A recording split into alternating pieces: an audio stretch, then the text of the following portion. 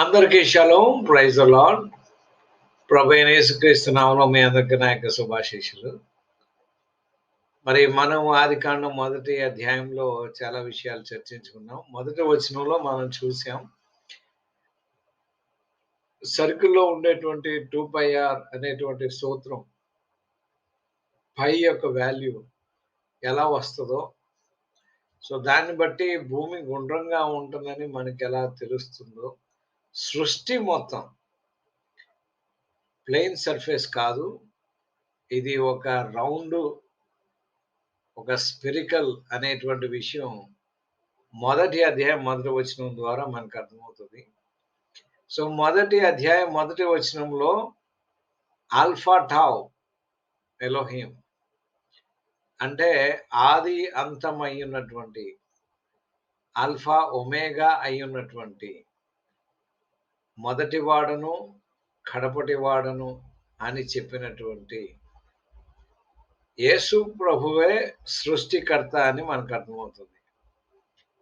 So ఆ యొక్క వీడియోలను మీరందరూ చూశారు. ఆ తర్వాత ఆయన వెలుగును కలుగజేసెను అనేటువంటి మాటకు ఉన్నటువంటి అర్థం ఏంటి అని అంటే, వెలుగును సృజించలేదు కానీ ఉన్నటువంటి వెలుగునే ఆయన పిలిచినట్లుగా మనం చూస్తున్నాం. యహీ ఓర్ యహీ. సో అంతేగాని ఆయన వెలుగును సృజించలేదు.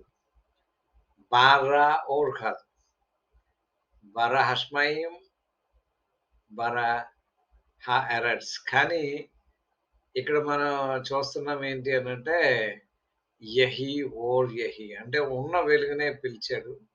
సో పిలిచినప్పుడు ఏం జరిగిందంటే, సృష్టి విశ్వం ఇలా ఉంది. సో ఇవి దేవుడి చేతులు అనుకుందాం. ఆయన వెలుగు ఈ సృష్టి మీద పడింది, యావత్ సృష్టి మీద అంటే విశ్వం మీద పడింది. సో విశ్వాన్ని ఆయన ఇలా తిప్పినప్పుడు ఏం జరిగింది అని అంటే, అటువైపు ఉన్నటువంటి విశ్వం పైన చీకటి కలిగింది. సో మళ్ళీ ఆ తిరిగి ఇలా వచ్చినప్పుడు దాని మీద వెలుగు పడింది.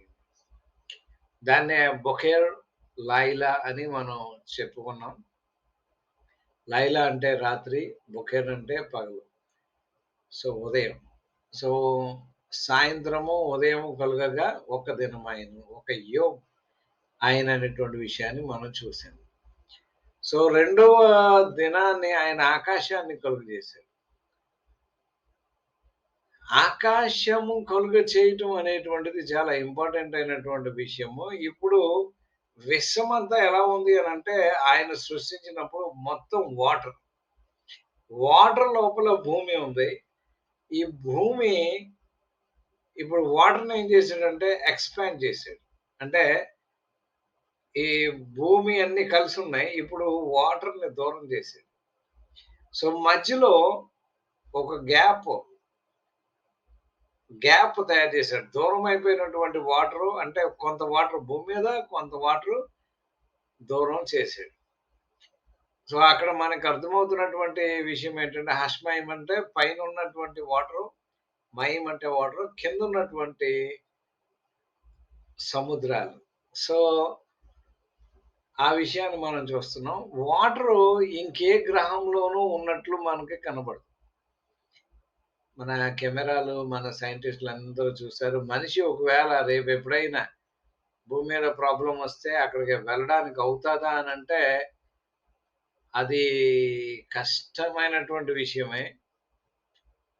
సో అక్కడికి వెళ్ళాలనేటువంటి అభిప్రాయంతో సైంటిస్టులు ఉన్నారు.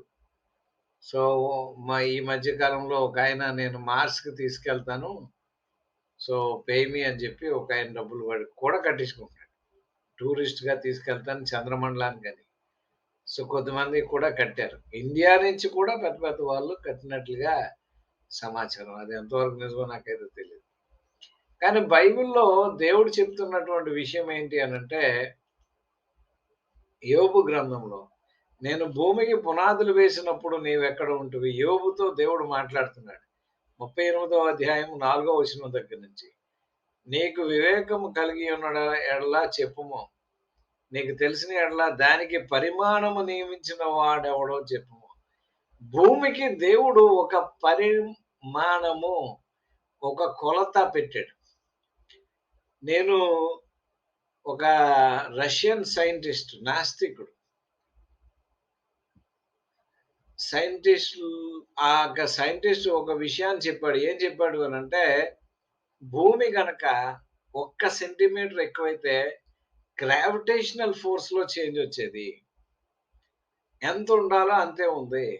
ఒకవేళ ఒక సెంటీమీటర్ ఎక్కువైతే భూమి యొక్క టెంపరేచరు తగ్గిపోయేది.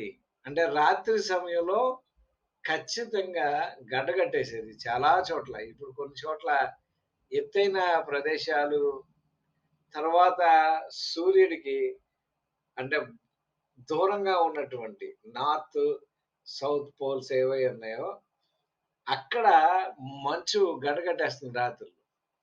సో, అక్కడ టెంపరేచర్ ఎలాగైతే తేడా వచ్చిందో భూమంతా తేడా వచ్చి, భూమంతా గడ్డకట్టి ఉండేది. సో, భూమి ఎంత పరిమాణంలో ఉండాలో అని నిర్ణయించింది నేనే అని దేవుడిక్కడ చెప్తున్నాడు. భూమి ఇంత పరిమాణంలో ఉండాలి, ఇంత కొలతలో ఉండాలి అని. అంత మాత్రమే కాదు, దాని మీద పరిమాణపు కొల వేసిన వాడెవడో చెప్పుము. దాని స్తంభముల పాదులు దేనితో కట్టబడినవో చెప్పుము. భూమికి స్తంభాలేంటి? కొంతమంది ఆహ్, ఈ యొక్క ఆలోచనొస్తది. సహజంగా ఎందుకంటే ఇక్కడ రాయబడిందే స్తంభాలని రాశారు కాబట్టి, ఇటువంటి ఆలోచన రావటం సహజం.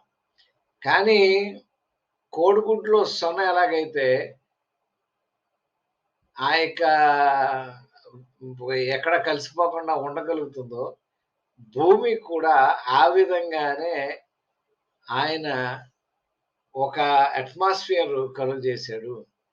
సో, ఈ పునాదులు తయారు చేసినప్పుడు చేసినటువంటి పనేంటి అనంటే, ఆయన తన దేవదూతలను సృజించాడు. దీనికి ముందు దేవదూతలు లేరు. ఈ దేవదూతలు ఉదయ నక్షత్రములు ఏకంగా కూడి పాడినప్పుడు, దేవదూతలందరూ ఆనందించి జయధ్వనులు చేసినప్పుడు, దాని మూల రాతిని వేసిన వాడెవడు? సో, మూల రాతిని అనేటువంటి విషయాన్ని మనం చెప్పుకోవాలి అనంటే సిఫస్. ఇప్పుడు మన సో, దాని గురించి నేను ఒక వీడియో చేస్తాను. అది ఎలా ఉంటది అనంటే, మూలరాతి ఒక మూల రాయి అంటే మన బిల్డింగు మూలరాయి వేరు, దాని మూలరాయి వేరు. ఎందుకంటే ఆయన శూన్యంలో భూమిని వేలాడదీశానని మనం ఇక్కడ చదువుతాం. ఇప్పుడు ఈయన చేసినటువంటి ఆ మూలరాయి ఎక్కడుంది అనంటే పైనుంది. కింద ఆయన శూన్యంలో భూమిని వేలాడదీశాడు కాబట్టి సమ్‌వేర్ అబోవ్. సో, మనం దాని గురించి నెక్స్ట్ నేను భూమి ఎలా ఉంటదో, సృష్టి ఎలా ఉంటదనే దాన్ని వీడియోలో మీకు చూపిస్తాను. అప్పుడు మీకు కొన్ని విషయాలు అర్థమవుతాయి. ఎందుకనంటే అవి చాలా ముఖ్యమైనటువంటి విషయాలు. క్రైస్తవులందరికీ ముఖ్యమైన విషయాలు. అలాగే కొద్ది ప్రమాదకరమైనటువంటి విషయాలు కూడా కొన్నున్నాయి. మనం చెప్పుకుందాం. సరే ఇప్పుడు ఒక విషయం ఇప్పుడు నేను చెప్తున్న విషయం గుర్తుంచుకోండి. ఈ భూమిని తిరగడానికి ఆయన దూతలను ఉపయోగించుకుంటున్నాడు. సో, ఈ భూమి ఈ వేలాడడానికి కూడా దూతలను ఉపయోగించుకున్నాడిక్కడ. మేము మేఘమును దానికి వస్త్రంగాను, గాఢాంధకారం దానికి పొత్తిగుడ్డగాను వేసినప్పుడు నీవుంటివా? మేఘాన్ని ఆయన దానికి వస్త్రంగా చేశాడు. అంటే స్టార్టింగ్‌లో ఇప్పుడున్న మేఘాల్లా కాకుండా యావత్ భూమి అంతా కూడా ఇంకొక పొర ఉండేది. సో, ఆ పొర ఉండడం వల్ల ఏం జరిగిందంటే ఆక్సిజన్ శాతం చాలా ఎక్కువుండేది. మనుషుల యొక్క ఆయుస్సు 1000 సంవత్సరాలు ఉండడానికి కారణం ఆక్సిజన్. ఈవేళైనా ఆక్సిజన్ అందరూ ఉపయోగించడానికి వైద్యంలో కారణం ఏంటి అనంటే ఆక్సిజన్ మనుషుల్లో ఉన్నటువంటి కార్బన్ డయాక్సైడ్‌ని తీసేస్తది. మన యొక్క ఆయుష్ తగ్గిపోవడానికి కారణం కార్బన్ డయాక్సైడ్. సో, ఈ యొక్క ఆక్సిజన్ శాతం ఎక్కువ ఉండడానికి కారణం ఏంటంటే, ఒక మేఘం పొరలాగా పెట్టాడు అంతకుముందు స్టార్టింగ్‌లో. కానీ జలప్రళయం తర్వాత అది కూలిపోయింది. ఆ పొర పోయింది. జలప్రళయం తర్వాత అది మొత్తం భూమి మీదకొచ్చేసింది. కింద పడిపోయింది.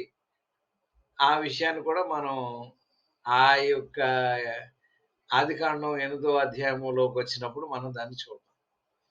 సో, ఇప్పుడు సముద్రమును దాని గర్భం నుండి పొర్లి రాగా తలుపుల చేత దాన్ని మూసిన వాడెవడు?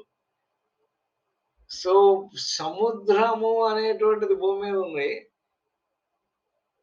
ఈ లోపల ఉన్నటువంటి సముద్రం బయటికి రాకుండా, సో, అవి ఎక్కడి వరకు ఉండాలో అవన్నీ కూడా సరిహద్దులు నియమించాడు. ఇప్పుడు ఇసుకని సరిహద్దుగా దానికి పెట్టినట్టుగా మనం చదువుతాం. నీవు ఇంతవరకే గాని మరి దగ్గరికి రాకూడదని ఇక్కడనే నీ తరంగములో పొంగు అనపబడినని నేను చెప్పినప్పుడు నీవుంటివా? అరుణోదయ భూమి అరుణోదయం భూదిగంతముల వరకు వ్యాపించినట్లు సూర్యుని యొక్క వెలుగు భూమంతా కూడా వ్యాపించేటట్లు చేసినట్లు నీవుంటివా? సో, అదే విధంగా యెషయా గ్రంథంలో కూడా ఇదే విషయాన్ని మనం చూస్తాం. యెషయా గ్రంథం 40వ అధ్యాయం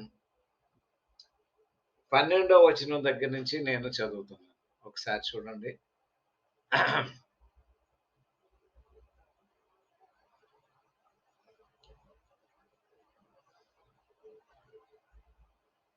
తన పుడిసిటిలో జలము కొలిచిన వాడెవడు? అంటే దేవుని యొక్క పిడికిలి ఎంతుంటదంటే, జలాన్ని కొలిచేదిగా ఉంటది. ఎంత మాత్రమే భూమి మీద జలం ఉండాలి. కొంచెం ఎక్కువైనా డేంజరే. కొంచెం తక్కువైనా డేంజరే. ఎంత జలం ఉండాలో, ఎంత వాటర్ ఉండాలో, ఎంత నీరు భూమి మీద ఉండాలో అంత ఉంచాడు. సో, 70.8% వాటర్ భూమి మీద ఉంది. భూమి యొక్క ఆహ్, శాతం తక్కువ. వాటర్ యొక్క శాతం భూమి మీద ఎక్కువ. భూమి యొక్క సైజు ఎంత అనంటే 12,742 కిలోమీటర్లు. అంత మాత్రం కాకుండా దాని రేడియస్ 2 రకాల రేడియస్‌లున్నాయి. ఒకటేమో పోలార్ టు పోలారు. ఇంకొకటేమో ఈ యొక్క మన మధ్య రేఖ. హ్మ్. భూమధ్య రేఖ. భూమధ్య రేఖ దగ్గరుండేటువంటి రేడియస్ ఎంత అంటే 6,371. పోలార్ టు పోలార్ అంటే నార్త్ టు సౌత్ పోల్ ఏదైతే ఉందో అది 6,392. సో, ఇవన్నీ కూడా ఇంటర్నెట్‌లో మీకు దొరుకుతాయి. వారి యొక్క అంచనా ప్రకారం భూమి బహుశా ఇది చాలా విచిత్రమైన విషయం. ఎందుకు విచిత్రమైన విషయం అంటే 4.5 బిలియన్ ఇయర్స్ అయ్యుండొచ్చు భూమి పుట్టి అని మన యొక్క శాస్త్రజ్ఞులు చెప్పారు. సో, బైబిల్ ప్రకారం ఏంటి అనంటే అది అంత ఏజ్ మనకనిపించట్లేదు. సో, బైబిల్ ప్రకారం చెప్పిందే కరెక్ట్. ఎందుకనంటే ఒకవేళ నిజంగానే అంత టైం తెలుసుకోవాలి అనంటే సముద్రం ఈ పాటికి అంత పురాతనమైనది సముద్రం పాడైపోయాను. భూమి అంటే ఉండే కొలది డికే అవుతది కాబట్టి డికే నాశనం అయిపోతుంది. కానీ అలాగవ్వలేదు. సో, సైన్స్ అక్కడ ఫెయిల్ అయిపోతుంది. సో, భూమి యొక్క gravity 9.8 per second మిల్లీస్ per second. ప్రస్తుతం ఏంటంటే 788,00,00,000 మంది భూమి మీద ప్రజలున్నారు. తర్వాత సూర్యుడికి మనకి ఉన్నటువంటి డిస్టెన్స్ కిలోమీటర్‌లో చూస్తే 150,000,000 కిలోమీటర్స్. మిలియన్ అంటే 10,00,000. సో, ఇంటూ చేసి మీరు చూస్తే మీకు తెలుస్తది. ఓకేనా? సో, థిస్ ఈస్ వాట్ నేను ముఖ్యంగా మీకు చెప్పాలనుకున్నటువంటిది ఏంటి అనంటే, భూమికి ఎంత సైజ్ ఉండాలో అంత సైజ్ ఆయన పెట్టాడు. అది పెద్దదైనా ప్రమాదమే. చిన్నదైతే వేడెక్కిపోయి భూమి ఈ పాటికి మొత్తం కాలిపోద్ది. బర్న్ అయిపోద్ది. ఎందుకంటే భూమి లోపల ఉన్నటువంటి మ్యాంటల్ ఎప్పుడూ కూడా మంటతోటుంది. సో, ఇది ఇందులో ఉన్నటువంటి విషయం. సో, దేవుడు భూమి ఆకాశములను సృజించాడు. ఈ యొక్క భూమి పునాదులు వేసినప్పుడు అంటే ఎప్పుడైతే ఆయన ఆకాశము చేశాడో అప్పుడు దేవదూతలని సృజించాడు. అంతకుముందు దేవదూతలు లేరు. దేవదూతలు చేయాల్సిన పనేంటి అనంటే ఈ లోపల గ్రహాల్ని చేశాడు కదా! మనం 14వ వచనం వచ్చినప్పుడు మనకు ఆ విషయం అర్థమవుతుంది. సో, వీటన్నిటిని కంట్రోల్ చేయడానికి వాటికి అధిపతులుగా వీరిని పెట్టాడు. మీకది అర్థం కావడానికి మీరేం చేస్తారంటే ఎఫ్ఎస్‌సి 2:2లో చదివితే మీకు తెలుసు. వాయుమండల అధిపతి. అంటే వాయుమండలానికి ఒక అధిపతిని పెట్టాడు. కానీ దేవుడు చాలా చాలా వివేకము, వివేచన కలిగినటువంటి వాడు. ఎందుకంటే మనిషిని దేవుడు తన స్వరూపంలో చేసుకున్నాడు.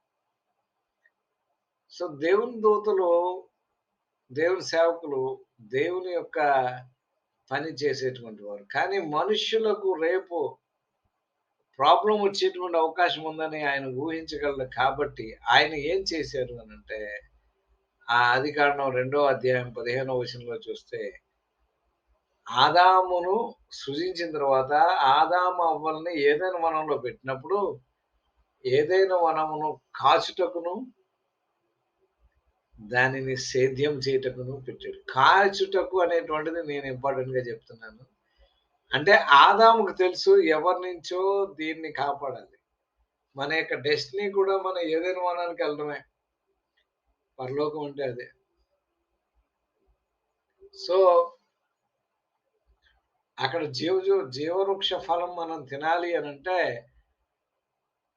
మనం ఇప్పుడు రక్షణ పొందితేనే అక్కడికి వెళ్ళగలుగుతాం తప్ప మంచోళ్ళు పరలోకం అంటే చాలా మంది ఏమంటారంటే పరిశుద్ధంగా ఉంటే పరలోకం వెళ్ళిపోతారని. నిజమే. పరిశుద్ధంగా ఉండాల్సినటువంటి అవసరం అయితే ఖచ్చితంగా ఉంది. కానీ ఈ యొక్క పరలోకానికి చేరుకోవాలంటే యేసు రక్తము ప్రతి పాపం నుండి విడిపించును. ఆదాము యొక్క పాపం కూడా మనల్ని ఏలుతుంది కాబట్టి మనం ఖచ్చితంగా మారుమనసు పొంది రక్షింపబడితే తప్ప అక్కడికి చేరలేము. ఆ ఏదైనా లో నుంచి ఆదాము వలన దేవుడు బయటకి గెంటేసాడు. ఇంకా అక్కడికి మనం వెళ్ళలేదు.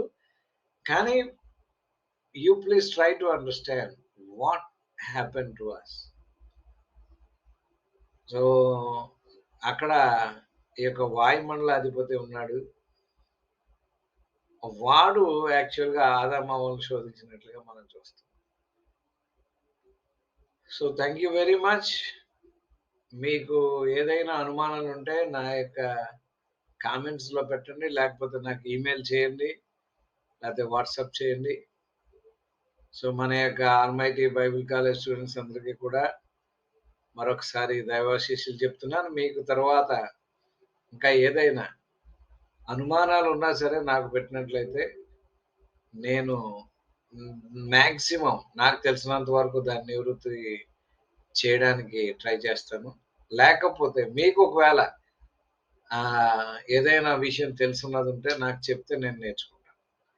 ఓకేనా? Thank you very much. God bless you. May God be with you. Amen.